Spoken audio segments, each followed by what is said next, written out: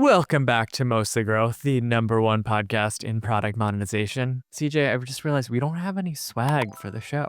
Did we send you a Run the Numbers hat? I mean, it should be a Mostly Growth hat, I guess, to really bring under the umbrella. We need some Mostly Growth. I am a huge swag snob. It has to be high quality. I'm in the fortunate position now where a lot of brands will send me stuff, which makes my wife incredibly jealous because her dream is to have like a cool brand send her like girl stuff and clothing and stuff. Shout out to Abacum. They just sent me an incredible beach cooler. They didn't have to do that, but now I bring it to the beach all the time. And we needed one. I was going to go out and buy one. I have like a bunch of other cool stuff, like just from mugs and cups to sweatshirts and hats. I dress like an ERP or a billing system, which I don't know.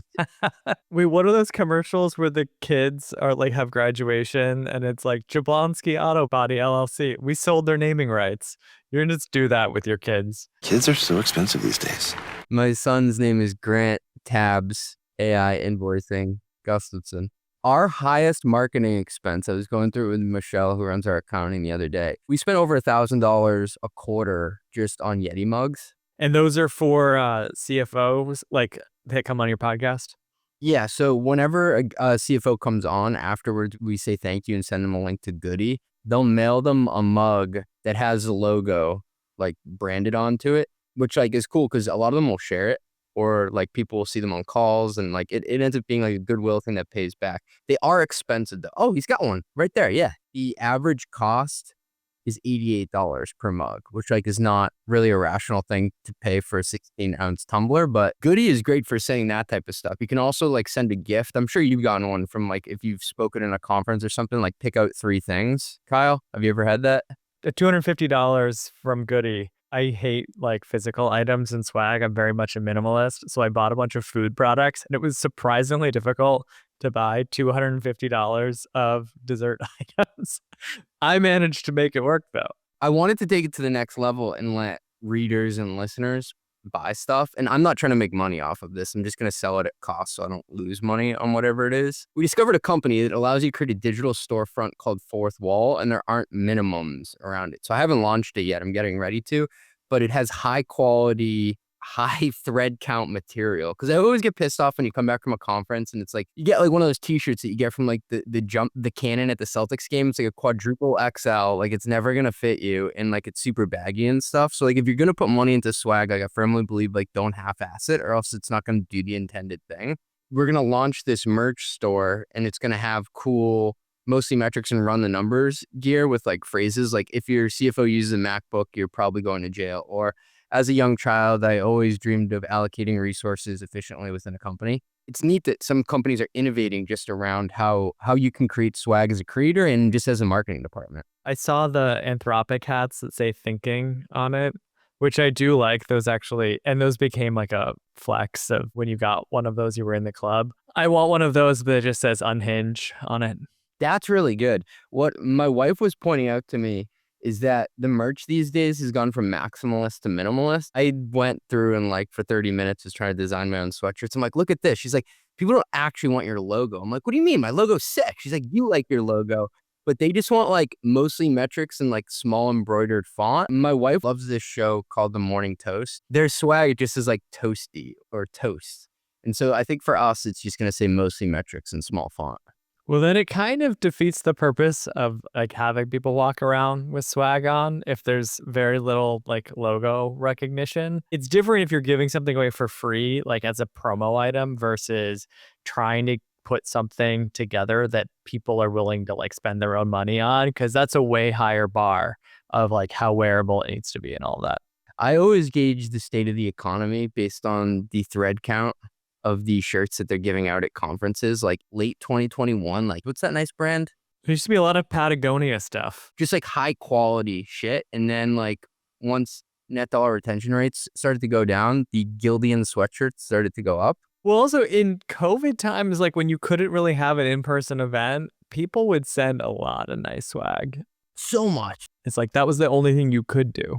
The nicest swag I've received lately is A16Z. When Grant was born, they sent this package that had the most absorbent, largest baby bibs. They say A16Z on them. 3 of those, and then a book, Creating Your Own Company. And it said like, this is for a future disruptor.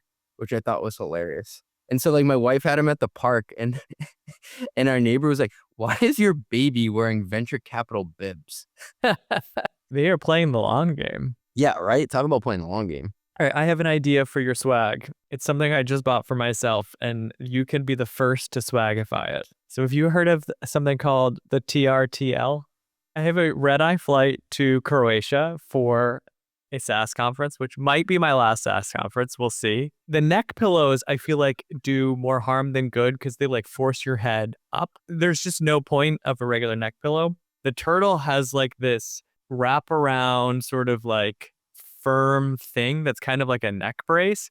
And so you lay onto it like this, and then you wrap the scarf around yourself Put it on. like this, and then it like Velcros in, but then you can kind of just lay down. You look like one of those people who like goes to an ambulance chaser lawyer. Like Some guys have all the luck. I do the weird thing where like I'll just find like an article of clothing and I'll pull it over my head so like I can't see the lights, but I probably look like a crazy person. Anything could be happening in the world around me, and I'm hopefully not awake enough to pay attention to it.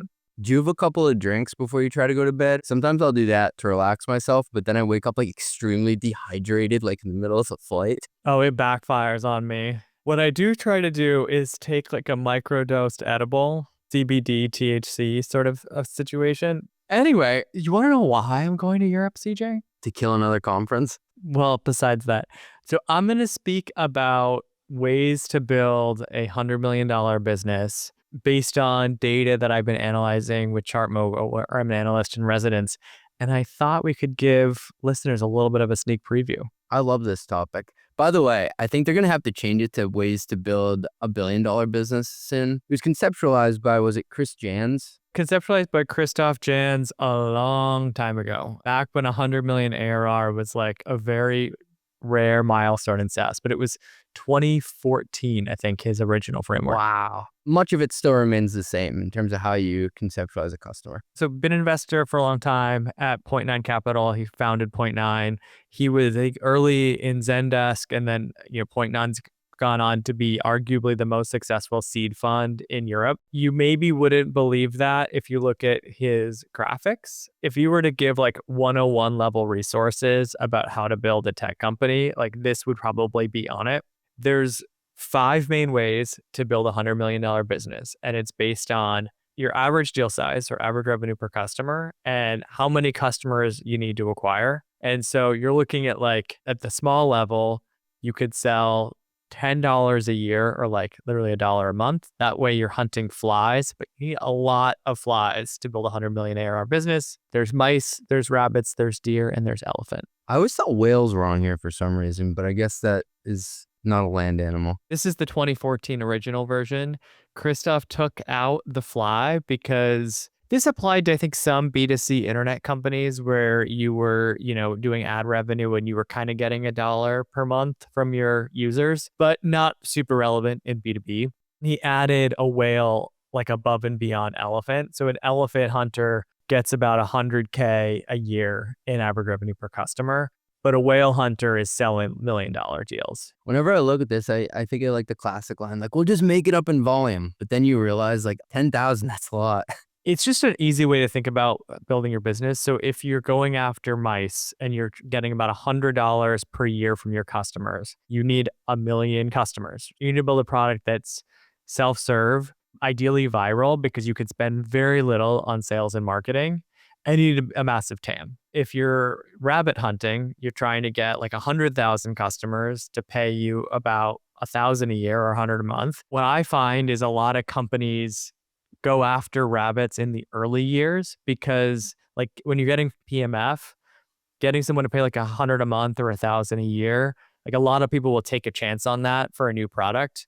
The path to 10K MRR is often like get 100 customers to pay $100 a month. That's often a pretty kind of common starting point. But I find that business, is really challenging because it's not really enough money to spend on sales. You can spend a little bit on marketing, but you can't spend like any on sales. You're kind of like stuck in between. So companies either go down or up market. I think they rarely stay rabbits. And then deer are a much more popular choice. This is where you get customers to spend about 10K a year. This is where you could start investing in a lot more like inside sales, more on marketing, and you have just more stable customers. Hey, thanks for listening. We'll be right back after a word from our sponsors.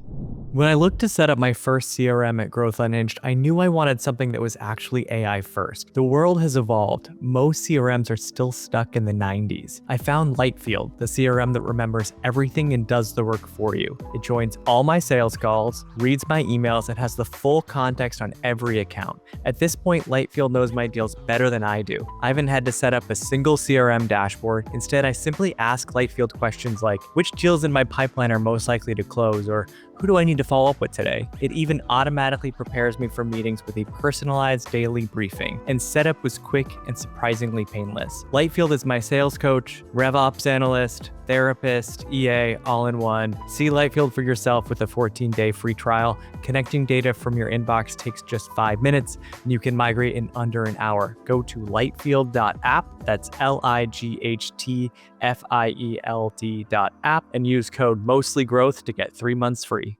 When I went all in on my newsletter, Growth Unhinged, last year, I quickly decided it was time to make the switch to beehiiv. I chose beehiiv because they're serious about powering the internet's best newsletters. beehiiv's all-in-one platform brings together newsletters, websites, and every tool you need to grow and earn. And they keep making it better. You can now launch, host, and monetize your podcast entirely on beehiiv. You can host webinars on beehiiv, and you can access beehiiv through the new MCP. I just use beehiiv's MCP in Claude Cowork to audit my site, prioritize SEO fixes, and analyze subscriber trends. It's my newest obsession. If you care about owning your audience, beehiiv is a no-brainer. Try beehiiv for free by going to beehiiv.com. That's BEEHIIV.com. Use Kyle30 for 30% off your first 3 months. Ali and the team at Tabs are building something that directly addresses one of the biggest headaches I see finance teams deal with today. Pulling data from your ERP, your CRM, your FP&A tools, and your usage systems and actually making it all work together. If you're running usage-based pricing or complex contracts, you already know how this usually plays out. Contracts live in one system, usage data lives somewhere else, billing happens in another tool. RevRec gets layered on top at month end, and finance ends up just reconciling everything by hand to close the books. This is exactly the problem Tabs was built to solve. Tabs is an AI-native revenue platform built for controllers and CFOs. It brings together data from your ERP, CRM, and real product usage into a single system of record. From there, it automates billing, collections, and revenue recognition without finance having to duct tape workflows together every month. If usage-based revenue is core to your business, this is the future of how billing and RevRec get done.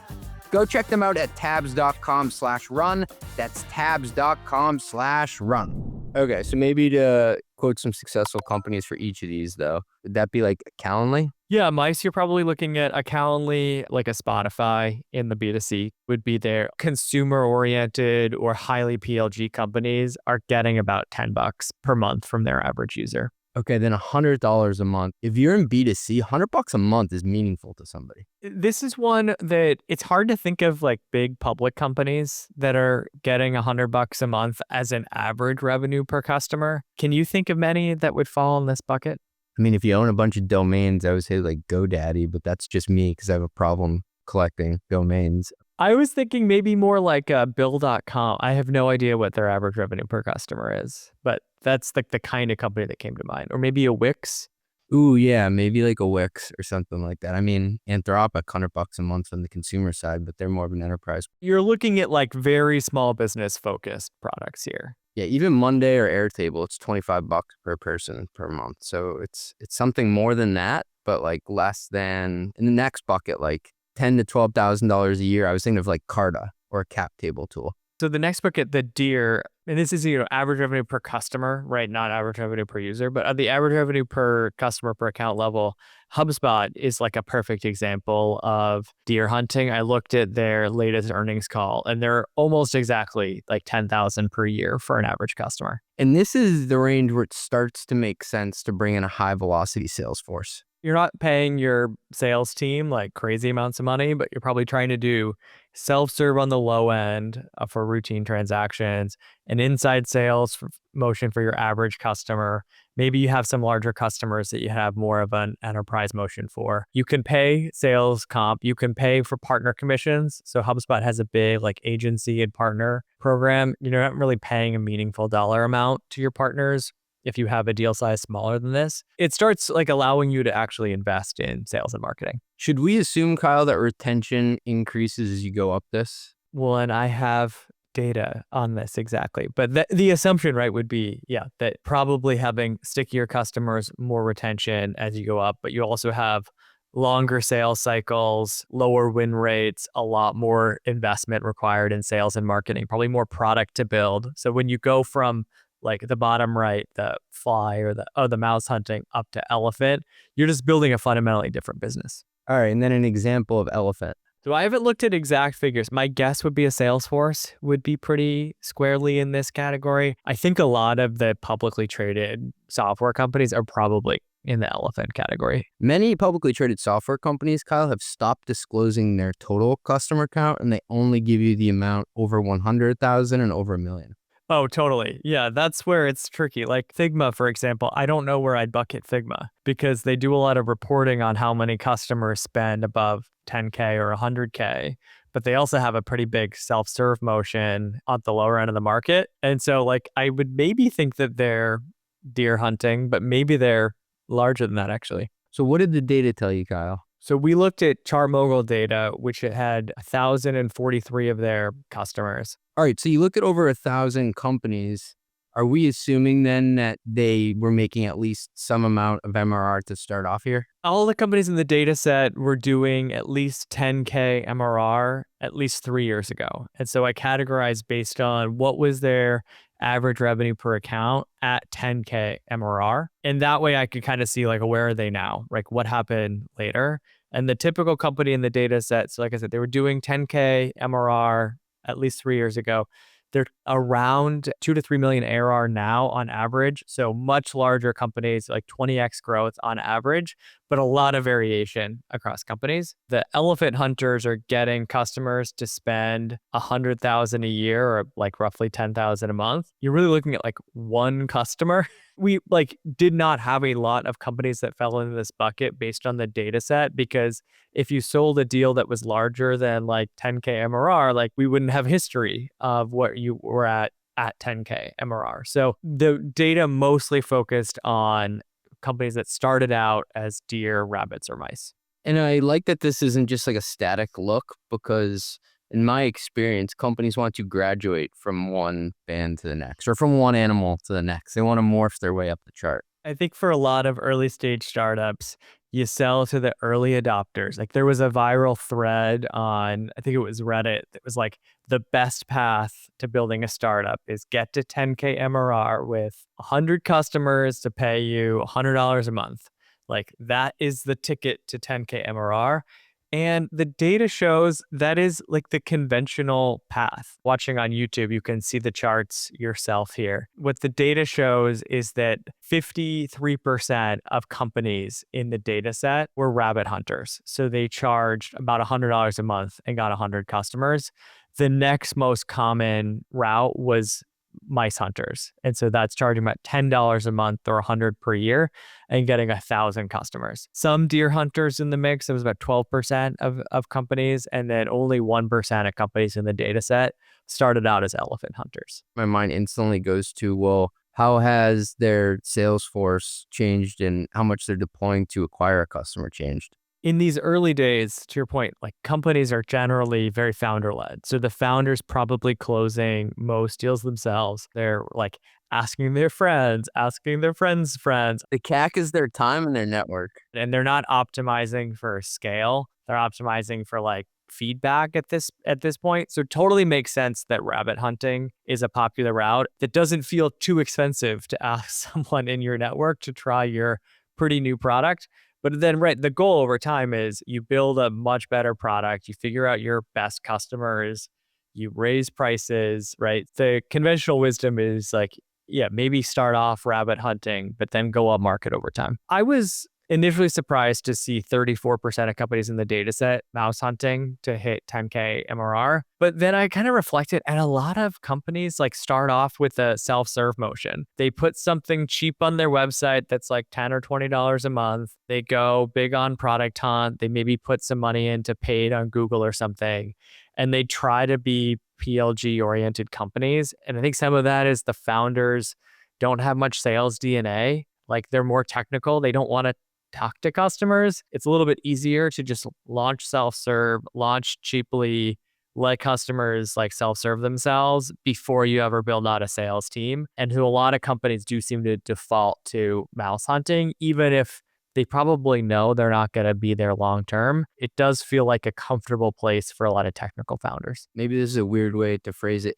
Does where you start have any influence on how fast you can grow? The companies in the data set, regardless of what you chose, they were growing about the same rate at 10K MRR. All those paths were a viable way of getting to 10K MRR and growing at a decent clip. But then there is a really big impact of long-term growth based on what you choose. Companies that are targeting small customers that are early adopters, they're easier to land, but they're also easier to churn. And so one of the things that I'll share here is the retention rates based on the target customer profile. That's where things start really getting off the rails for companies targeting a smaller customer. We took basically the monthly number when they were at 10K MRR and annualized it. So the annualized gross revenue retention for mouse hunters was only 24.6%. For rabbit hunters, it was 31.6%. Deer hunters, it was 70.5%. And elephant hunters, it was 100%.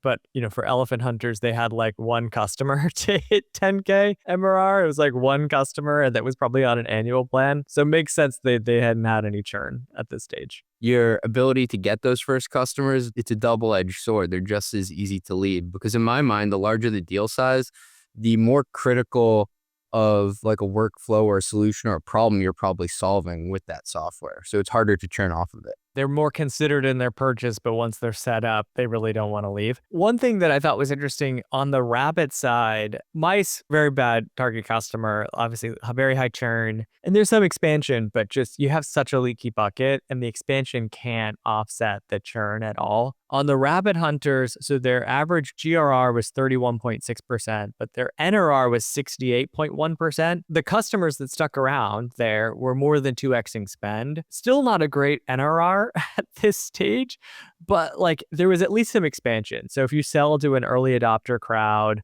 maybe you sell to like a team or a small startup, the startups that stick around do grow, and some of them can grow like very significant rates. Or you start off with one team and you can kind of go viral within a company. And so starting with that low deal size can have the advantage of a lot more expansion and a land and expand motion. Good expansion revenue, but still a leaky bucket at the end of the day. For many of these companies, they have to discover is their path to expand within an account based on more usage of the same product? Is it based on more seats of the same product to someone else, depending on how they price? Or is it to cross-sell other products they develop further down the line that they either subsidize the R&D from their funding or from the profits that they're getting from the first? The smaller initial deal size you have, the more expansion levers you need to make it up. This was all the retention at 10K MRR. The fascinating thing was to look at the retention rates today. And so you might have made your initial decision about who to target kind of on a whim or like maybe to get initial feedback quickly. But that decision kind of gets imprinted on your DNA and your metrics even 3+ years later. And so looking at the data, the companies that initially targeted mice or rabbits see substantially lower retention rates than companies that initially target deer and elephants.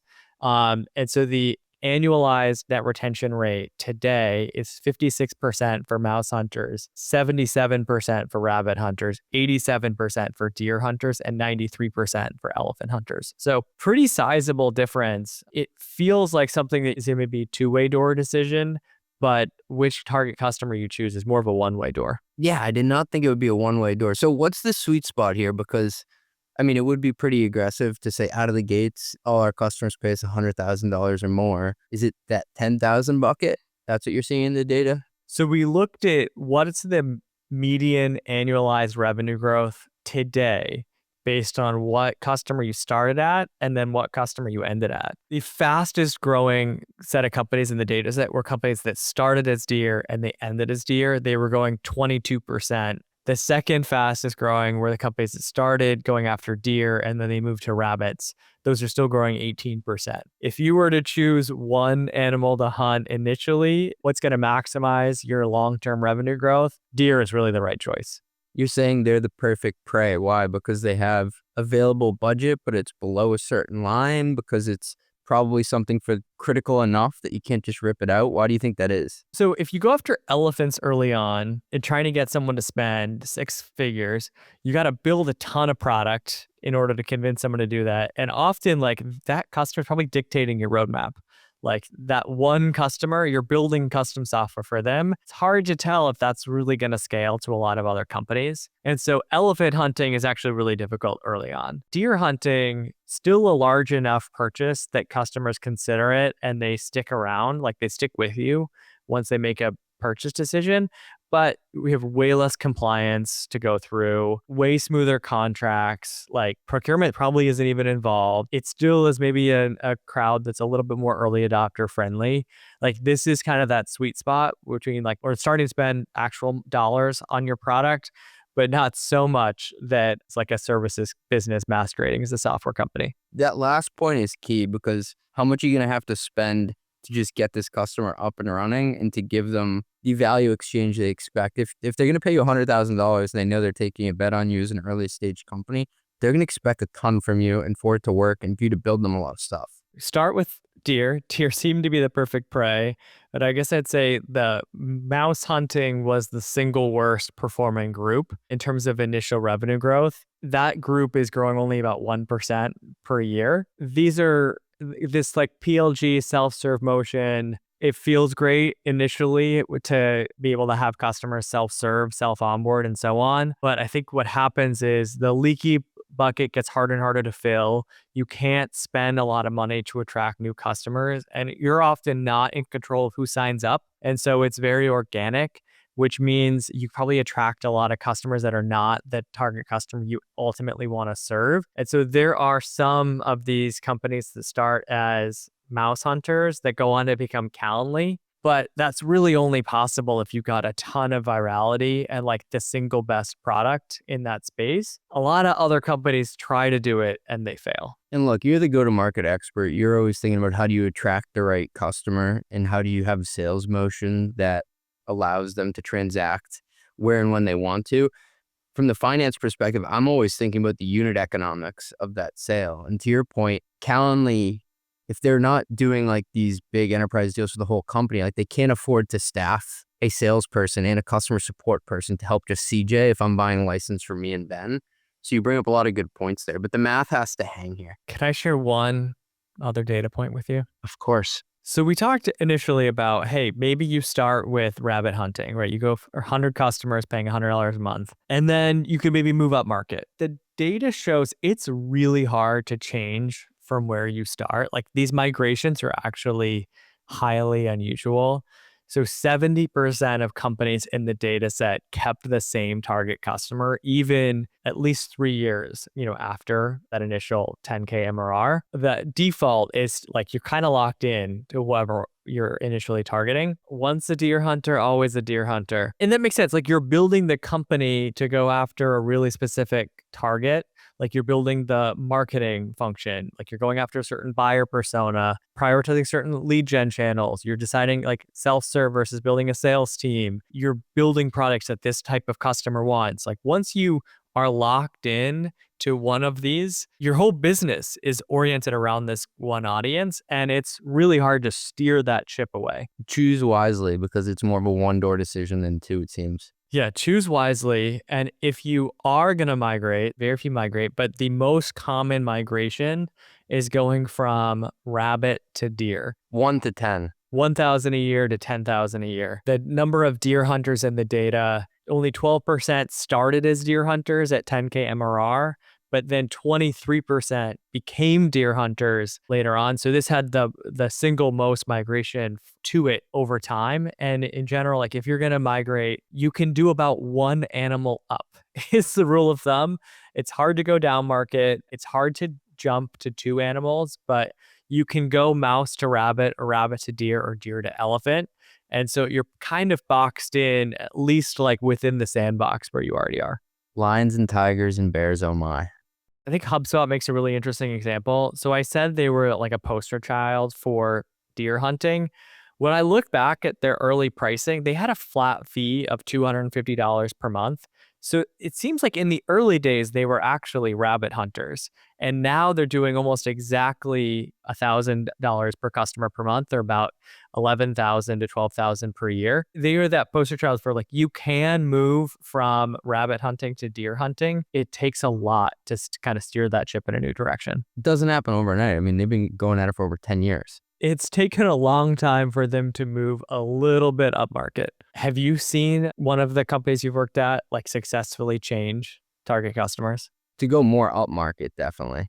It doesn't fit cleanly, but I would say going from like 40,000 a year to 150,000 a year average, like over the years, as you start to sell to like big banks and huge manufacturers, and you go into the enterprise. But my biggest takeaway from this is, depending on which animal you decide to hunt, your entire org has to follow that structure, right? It's not like made in a vacuum where you're like, this is our sales org, but everything else is a little bit different. It all has to tie together. Exactly. And it starts to get cemented at 10K MRR. And before that, like, it's all founder led. You're kind of YOLOing it. You have this new product, you just want people to try it out. But be careful, because what can start off as maybe a YOLO decision becomes your company. So the takeaway is, you are what you hunt. Next up, we've got some business blunders. Kyle, please give us some blunders right now. So the biggest business blunder, Thank you. That's actually hard to say, is the insane rise in AI generated comments. Peter Walker from Carta called this out recently, but like, this has been the biggest bane of my existence. It's made LinkedIn like such a dumpster fire. I thought I could maybe read you a few comments on a recent post of mine, and you can let me know what you think. This is like the celebrity mean tweets. So I had a piece that or a LinkedIn post that did not do well, but somehow ended up with 85 comments. These comments were like really, really shitty. Really strong breakdown. Sounds very milquetoast. One comment is, the 70% on budget cannibalization is the takeaway most SaaS founders are going to underweight. I think the key thing with that post is like the spacing is so weird. Like you can tell it's like someone copied and pasted from elsewhere, and it like really did not fit. The expansion gap and the AI credit wave are the same problem from 2 angles. Pre-seat and flat fee pricing was designed to capture access, not work. This is horrible. Yeah, what's fascinating is how AI is forcing pricing models to finally align closer to actual value creation instead of just user access. Can you explain to me the point of posting that? I've been trying to figure that out. Why would you spend a token, an AI token, on that? They're trying to gain followers, and they think that the best way to do it is to comment on other people's. I mean, I have to imagine that's the play here. It makes me want to block people. When it all looks like AI slop, it just makes you not even want to post in the first place. That's what sucks, because then people like, maybe not even consciously, but it may imply that you're using AI slop, but it's not true. You have something insightful, and then the army shows up uninvited to the party. It's dark out there. Mostly Growth is a Mostly Media production. Executive produced by Ben Hillman. That's me. Additional production by Steve Sarasoli. Nothing said on this podcast is intended to be business or investment advice. It's the sole opinion of CJ, Kyle, and Ben. Just some guys who love talking growth. Mostly. If you like this podcast, hit subscribe and give it 5 stars. It'll only take like 2 seconds, and our algorithm overlords love it. Drink water, call your mom, and have a great day.